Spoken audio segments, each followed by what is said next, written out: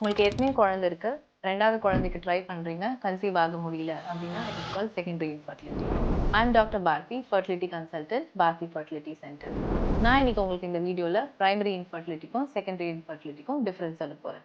Primary இன்ஃபர்டிலிட்டினா கல்யாணம் ஆகி 1 year ஆகுது, நீங்க பேபிக்கு ட்ரை பண்றீங்க, ஆனா உங்களால கன்சீவ் ஆக முடியல அப்படின்னா it is called as primary infertility. Secondary இன்ஃபர்டிலிட்டினா உங்களுக்கு ஏற்கனவே ஒரு குழந்தை இருக்கு, 2வது குழந்தைக்கு ட்ரை பண்றீங்க, ஆனா உங்களால பிரெக்னென்ட் ஆக முடியல.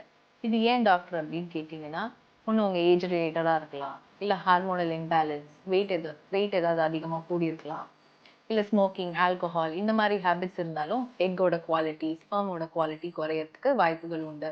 ஏஜ் ரிலேட்டடாவே ஸ்பெர்மோட குவாலிட்டியும் எக்கோட குவாலிட்டியும் குறையறதுக்கு வாய்ப்புகள் இருக்கு. தைராய்டு, சுகர்ஸ் அந்த மாதிரி ஏதாவது அசோசியேட்டட் ப்ராப்ளம்ஸ் இருக்கான்னு பார்த்துப்போம். பிளாக்டு டியூப்ஸ், சில டைம் ஃபெலோப்பியன் டியூப்ஸ் பிளாக்ட் ஆயிருக்கும், ஸோ அதையும் செக் பண்ணுங்க.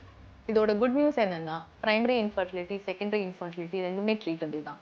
நீங்க போய் கரெக்டான டாக்டரை பார்த்து உங்களை எவாலுவேட் பண்ணீங்கன்னா அவங்க எங்க ப்ராப்ளம் அப்படின்னு ஐடென்டிஃபை பண்ணி அதுக்கு ட்ரீட்மெண்ட் கொடுப்பாங்க. So you can have a healthy baby.